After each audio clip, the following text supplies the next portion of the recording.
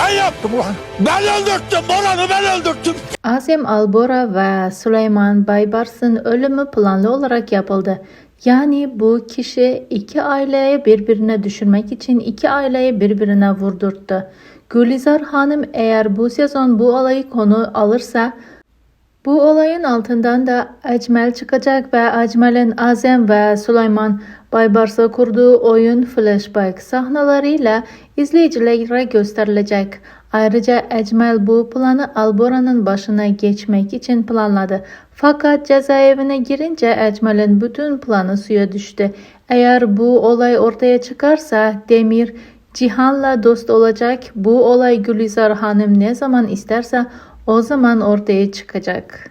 Yayınlanan fragmana gelecek olursak, fragmanda Boran'ın ayağa kalktığını ilk fark eden kişi Deniz oluyor. Ancak Deniz Boran'ı arkadan gördüğü için onun kim olduğunu anlamayacak.